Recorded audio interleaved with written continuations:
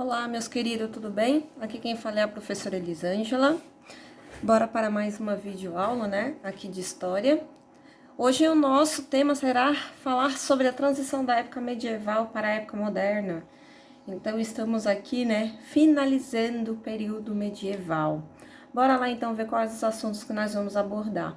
Vamos falar um pouco mais sobre o Renascimento comercial e as crises do século XIV, né? Vamos enfatizar aí a fome, a peste negra e a Guerra dos 100 Anos, né? Então, bora lá. Primeiramente, o que foi o Renascimento comercial? Eu não sei se vocês se lembram, né, quando a gente falou sobre as cruzadas na última aula, que uma das coisas assim benéficas que os cruzados acabaram fazendo foi rota entre o comércio com o Ocidente e com o Oriente. Isso fez com que o renascimento comercial ele fosse possível, até porque eu já tinha comentado com vocês que na Idade Média, né, a economia ela era totalmente autossuficiente. E quando esses cruzados eles começam a fazer essas empreitadas militares, não tem como esses caras levarem um monte de alimento. E aí eles começam, né, a reintroduzir a moeda dentro dos comércios locais. E isso foi possível ressurgir o comércio. Não só o comércio, mas também o renascimento urbano, né? Então, o surgimento dessas cidades. Porque aonde se faziam essas rotas aí, né, militares, acabou se surgindo, né, cidades. E nessas cidades aonde eram feito o comércio. Então, graças, né, à cruzada, então o comércio ele acabou se impulsionando muito grande. Então, isso daí vai ser algo bastante benéfico para a população, né, da Europa medieval. Até porque agora começa a ter uma interdependência, né, com o comércio do Oriente. Até porque um dos produtos que o povo europeu mais comprava eram as especiarias. Vocês se lembram lá o que eram as especiarias? Temperos, né? Entre algumas especiarias aí temos noz moscadas, cravo, né, pimenta, entre outros exemplos aí. Então esses cruzados acabaram, né, trazendo esses produtos aí, né, e acabaram entrando no gosto do povo europeu. E a partir desse comércio, né, dessas rotas comerciais, foi muito benéfico, né, essa troca de produtos. Então, por esse motivo, acabou surgindo o renascimento comercial. Mas por que o renascimento comercial, ele acabou meio que fragmentando, né, essa economia autossuficiente? Porque a partir desse momento, para mim, é muito mais benéfico eu trabalhar e receber um salário. E não simplesmente ficar recebendo produtos em troca do meu trabalho. Porque a partir desse momento eu quero produtos que eu não tenho, que eu não produzo. E de que forma eu vou começar a comprar esses produtos? Até por conta desse renascimento comercial, o escambo ele acaba entrando em desuso. Então, por esse motivo, a gente diz que o renascimento comercial, ele pode também ter sido um dos responsáveis por acabar-se com o período que a gente conhece como da Idade Média, ok? Vamos aqui, então. Nossa, professora, mas você acabou de falar, né, sobre o renascimento comercial, e agora você já vem emendando a Grande Fome? Você lembra que eu falei que a gente está falando sobre as crises do século XIV? Pois então, uma das crises do século XIV vai ser a fome. A gente estudou sobre as cruzadas, a gente viu que as cruzadas não foi bem aquilo, né, que a população achava que ia ser. A única coisa positiva que fizeram foi o quê? O comércio entre o Ocidente e o Oriente. De resto, não teve tantas coisas positivas. Uma das principais causas foi a Grande Fome, porque muitas pessoas morreram durante as cruzadas. Além disso, as técnicas utilizadas, né, nas terras eram umas técnicas totalmente ultrapassadas, totalmente arcaicas. Então, muitas dessas terras já não estavam tão férteis.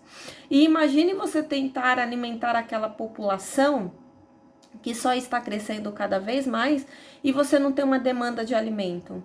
Vai acabar surgindo o quê? A grande fome, né? Claro que a gente não tem um período específico, por isso que a gente fala sobre as crises do século XIV, porque a fome ela vai se expandir por muito tempo. Uma coisa que eu quero deixar bem claro aqui para vocês, que um dos motivos das grandes navegações também, gente, não é motivo do povo europeu eles terem essa vontade de se lançar ao mar por senso de aventura. Não, gente, não é só por isso não. eles estavam literalmente tentando correr atrás de lugares que fossem férteis, lugares que eles pudessem comprar comida, lugares que eles pudessem dominar, porque a Europa estava passando fome, gente.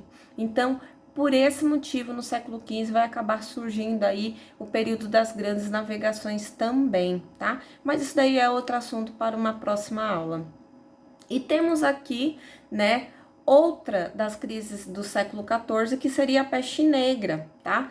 Eu já vou explicar a peste negra para vocês agora, porque quando a gente for falar sobre as guerras do 100 anos, eu não quero ficar cortando a explicação para poder falar o que foi a peste negra, tá bom?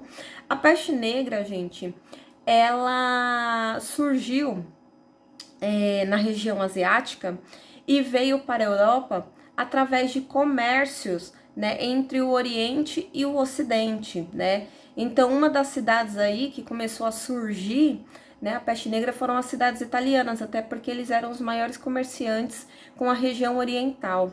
Dentro dessas embarcações vinham ratos, e junto com esses ratos vinha uma pulga.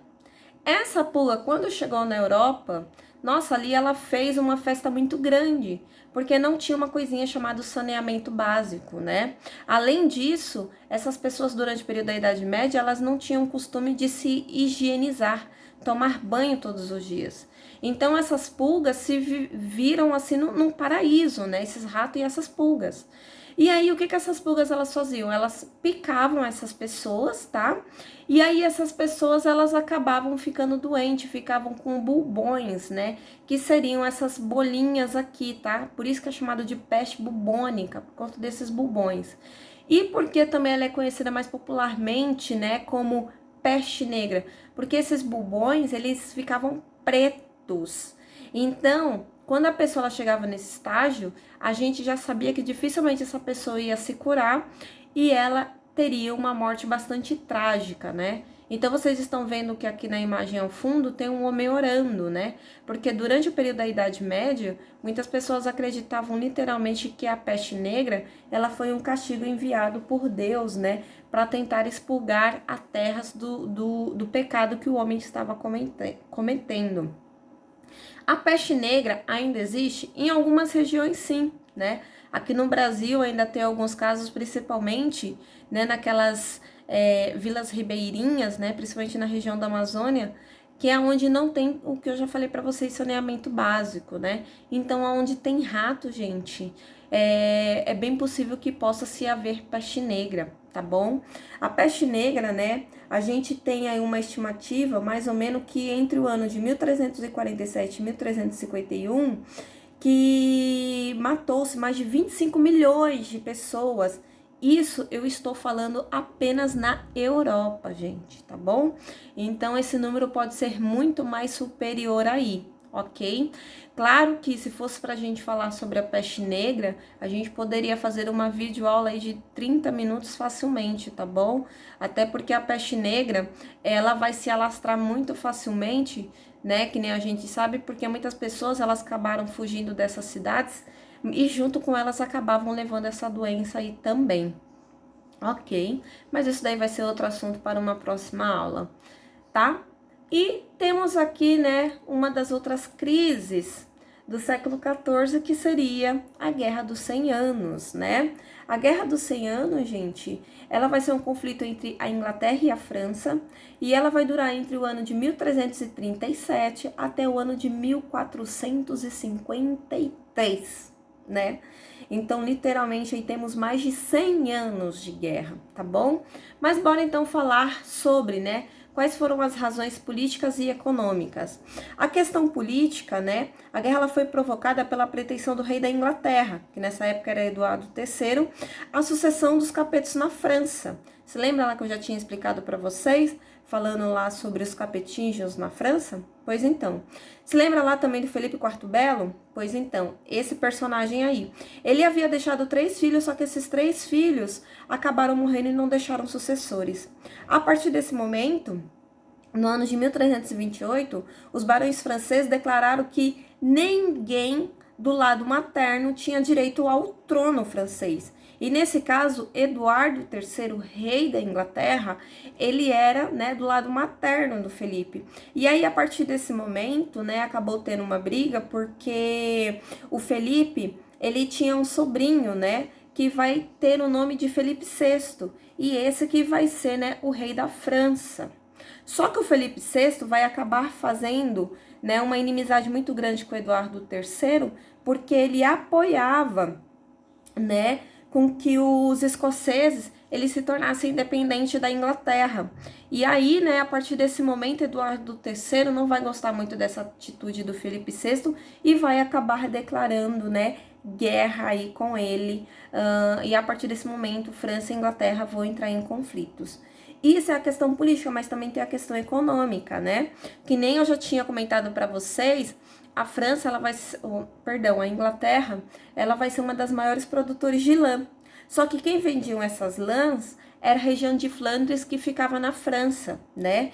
E aí, o que o Eduardo III tentou fazer para prejudicar os franceses e ao mesmo tempo tentar se beneficiar com isso daí, né? Ele vai acabar proibindo que a Inglaterra ela embarque qualquer tipo de lã bruta para a região dos Flandres. E aí onde os comerciantes dos Flandres vão começar a apoiar, né, dizendo que Eduardo III, ele sim que deveria pegar o trono francês e não Felipe VI. E aí, a partir desse momento, né, Eduardo III como, meu Deus do céu, então eu que sou o monarca, né, que vocês estão pedindo para governar, então vou assumir o trono. E aí, a partir desse momento, né, se inicia-se a guerra. Mas vamos lá então, né? Como foi que se deu o início dessa guerra? Ela vai começar principalmente, né, porque vai ter a destruição da frota francesa na região de Flandres, né? Porque os próprios comerciantes de Flandres apoiavam a Inglaterra. O único que apoiava no caso aí, o Felipe VI seria o próprio governo de Flandres. E aí, a partir desse momento, acabou-se até tendo uma guerra, vamos dizer assim, civil dentro do território de Flandres, tá bom? A partir do ano de 1346, o Eduardo III ele vai desembarcar em território francês, né? E ele vai acabar se juntando com as tropas, né, de Flandres. E a partir desse momento, ele vai começar a guerrear com o Felipe VI. Alguns historiadores acreditam, né, que o número de soldados franceses era muito superior ao da Inglaterra. Só que a Inglaterra tinha uma arma, gente, que ninguém tinha-se noção do que era. E que era nada mais, nada menos do que o quê? A pólvora. Então, para vocês terem uma ideia, alguns livros de história dizem que tinham mais de 30 mil soldados franceses contra 9 mil ingleses. E os franceses, né, acabaram sendo derrotados, né, facilmente pelos ingleses. E a partir desse momento, o Eduardo III acabou até anexando o território, né, de Calais também, as suas possessões.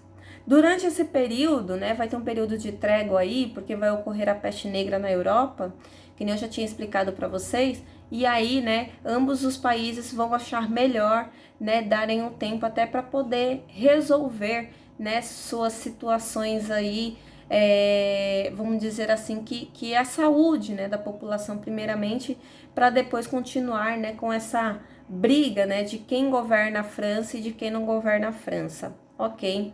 A partir desse momento, né, vai ter, quando o Felipe VI ele morre, quem vai acabar assumindo o trono vai ser o João II, né, que também é conhecido como João o Bom.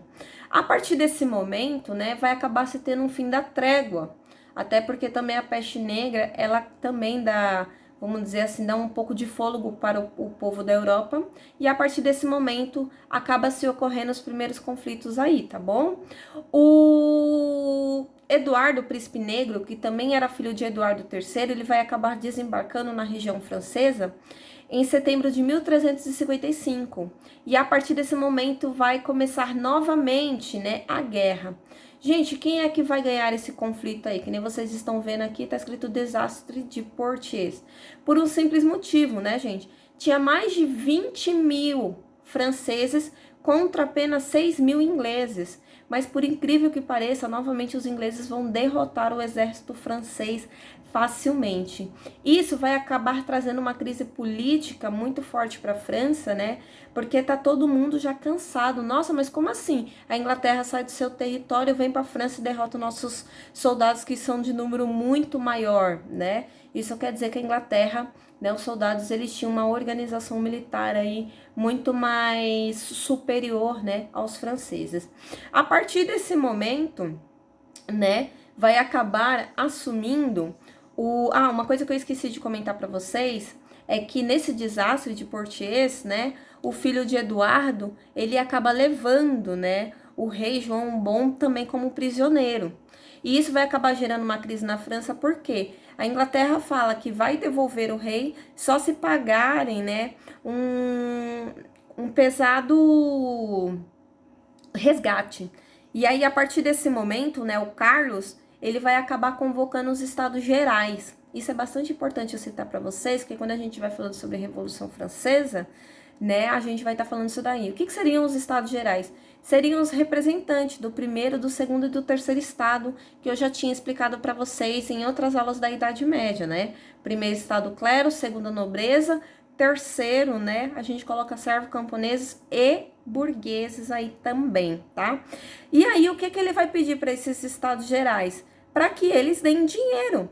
E aí é onde o povo vai falar assim, gente, nós não temos dinheiro.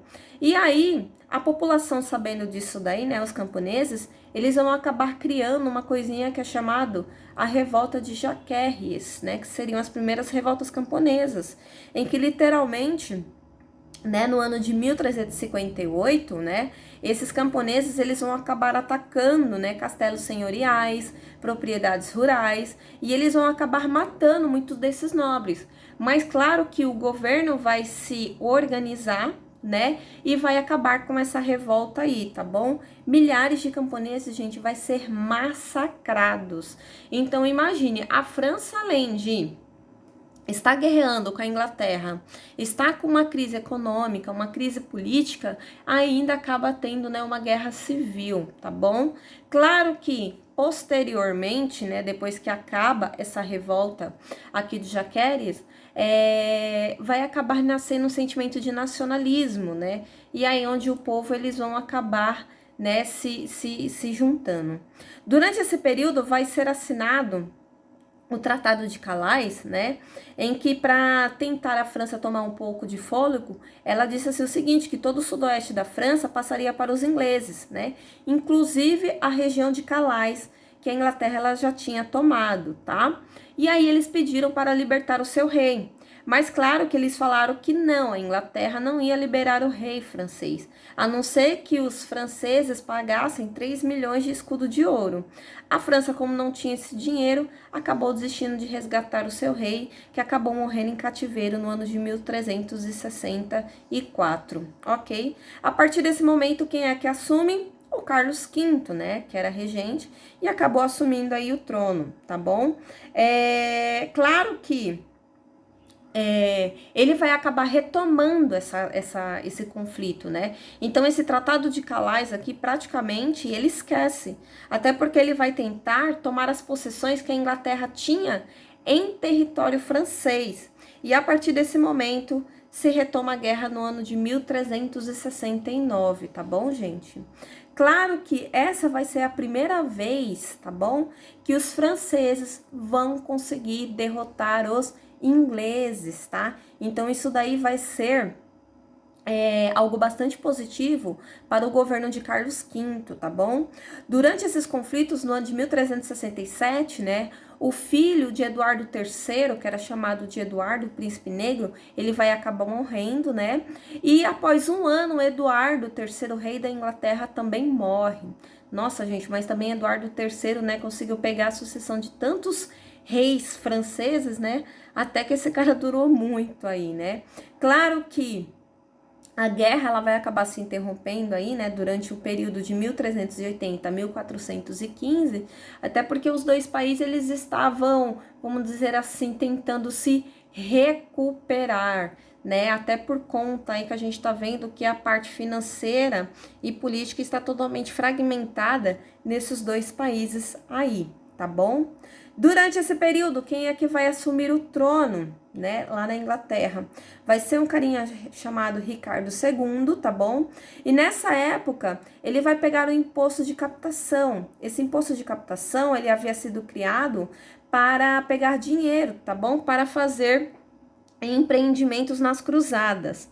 Claro que ele vai acabar pegando esse dinheiro e vai acabar investindo na Guerra dos 100 Anos. E aí, a partir desse momento, tá bom? Vai acabar tendo uma revolta, um conflito civil dentro da Inglaterra, até porque o povo, né? Eles falaram assim, mas peraí, quando você pediu dinheiro, falou que era para as cruzadas, agora você quer esse dinheiro para investir na Guerra dos 100 Anos? Não, não é bem isso que a gente quer, não.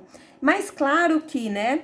O Ricardo II, ele vai acabar contendo, né, essas rebeliões aí, né, dentro do território inglês e vai acabar, né, vamos dizendo, assumindo e colocando todos esses rebeldes aí para serem mortos, muitos foram presos e a revolta, né, que se iniciou na Inglaterra, ela foi totalmente finalizada, ok? A partir desse momento, né, nós falamos de guerra civil na Inglaterra, mas também vai ocorrer uma guerra civil na França. Não sei se vocês observaram, mas, né, a França, ela sempre está tendo conflitos civis, né, isso daí é muito comum. Lembrando novamente, né, quem estava governando essa época era Carlos V, só que ele acaba morrendo também, tá, gente? E aí quem acaba assumindo é o Carlos VI. Mas por ele ser menor de idade, tá? Quem vai acabar assumindo vai ser um regente. E aí durante esse período vai ter uma revolta chamada dos Malhadores, que também vai ser reprimida pelo governo francês, tá bom? Quando foi no ano de 1392, quando Carlos VI, ele já tinha assumido o trono, né? Alguns governantes começaram a observar que ele tinha alguns problemas mentais, tá? E aí, a partir desse momento, acabou tendo uma briga porque vários duques, né? Ou mais precisamente, os tios de Carlos VI, o Duque de Orleans e o Duque da Borgonha, eles acabaram falando assim que eles que deveriam, né, ser os regentes, né, do rei, até porque o rei não tinha condições aí de governar a França. A partir desse momento, né, qual vai ser o resultado? Claro que a partir desse momento, quando vai haver esse conflito, a Inglaterra vai falar, nossa, já que o governo está tão fragmentado, eu acho que é a hora da gente atacar, tá bom? E aí é onde vai vir um novo rei, porque o Ricardo II já tinha falecido e quem assumiu é o Henrique V. Ele vai acabar desembarcando, tá, na região do Rio Siena, em agosto de 1415, vai guerrear, tá, com os soldados franceses, vai ganhar os ingleses, e aí a partir desse momento vai ser assinado um tratado com o Carlos VI, dizendo assim o seguinte, tá? Que o Carlos VI, ele deveria deserdar o próprio filho, que lá na frente vai ser, né, o Carlos VII, e que o Henrique V, né, tomaria, né, ele seria genro do Carlos VI, e que ele deveria ser o sucessor, tá, do trono. Então, a partir desse momento, quando o Carlos VI ele morresse, quem deveria assumir o trono da França deveria ser o rei, tá, da Inglaterra. E aí esse acordo foi assinado, tá bom, gente? E aí o que acabou ocorrendo, tá? Durante esse período vai acabar surgindo uma personagem, né, que para o povo francês, e hoje ela é considerada, né, a santa patrona dos franceses, que seria Joana d'Arc, tá bom? Qual vai ser o papel da Joana d'Arc, tá? É claro que depois que Henrique V, ele vai ser coroado, né, o rei da Inglaterra, e depois, né, ele acaba morrendo, tá bom? Isso daí ocorreu no ano de 1422, então aquele tratado, né, que o Henrique V e o Carlos VI tinham assinado, então deveria ter sido anulado. Mas não foi isso que ocorreu, porque o Henrique VI, ele acabou sendo, né, proclamado como rei da França e rei da Inglaterra. E aí, né, todo mundo ficou pensando, mas peraí, e o Carlos VII, que era filho do Carlos VI, né, como é que ficou? O coitado, gente, ele acabou se retirando, tá, para o sul de Loire.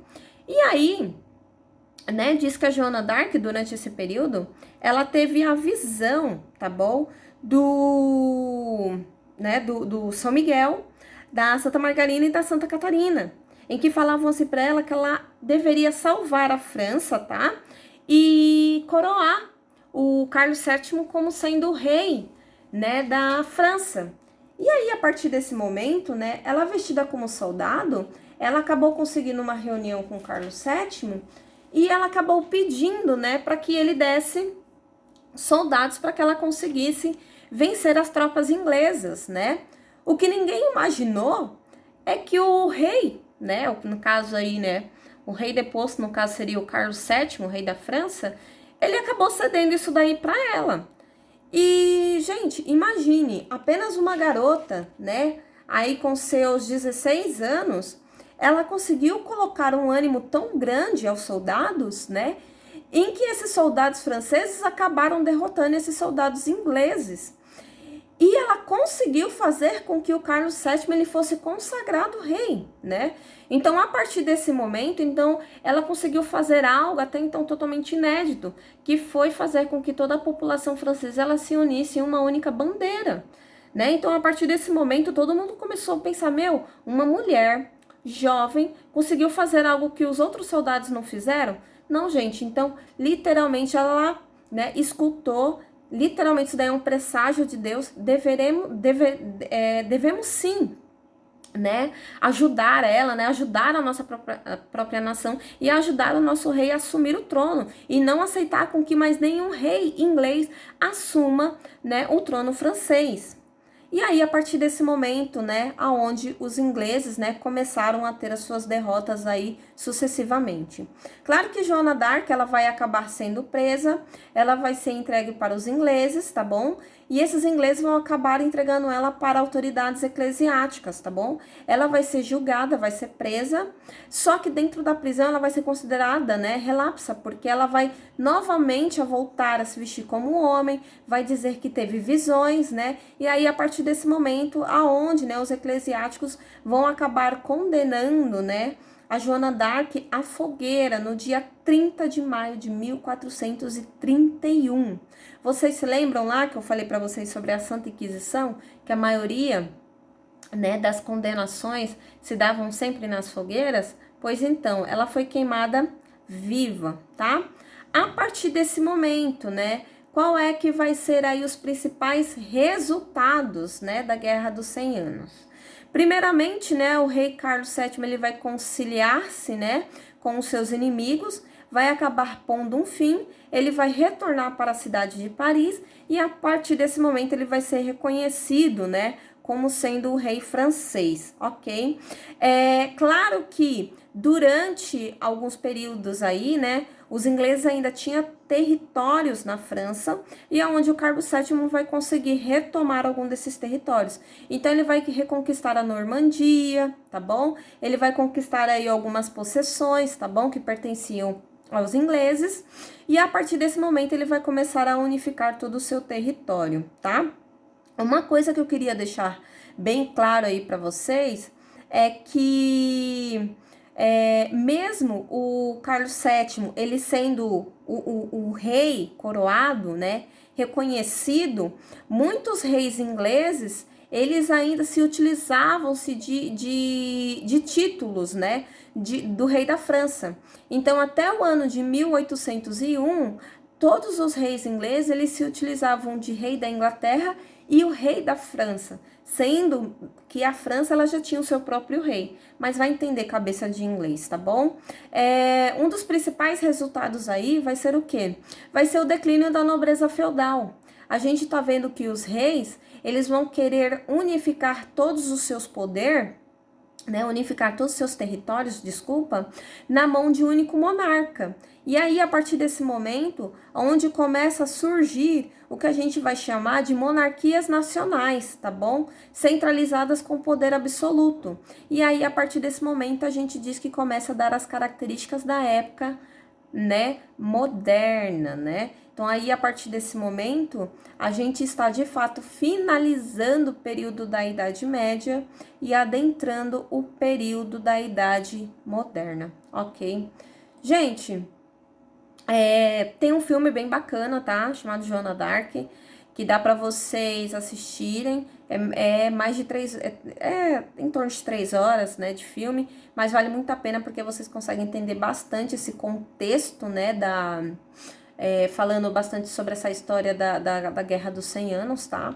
A Guerra dos 100 Anos, eu fiz um resumão aqui para vocês, mas assim, para estudar a Guerra dos 100 Anos tem muito mais detalhes, tem muito mais coisas para se falar, né, para se desmembrar, né? Então tem territórios aí para gente explorar, né? Então a Guerra dos 100 Anos assim é um conteúdo bem vasto, bem amplo e bem interessante aí, tá? Para ser estudado. Eu espero que vocês tenham gostado, tá bom? Deixem um curtir aí no vídeo. Se caso vocês tenham dúvidas, podem colocar aí no comentário que eu estarei respondendo, tá bom? E eu espero vocês até um próximo vídeo, tá bom? Beijo, beijo, tchau, tchau, turma!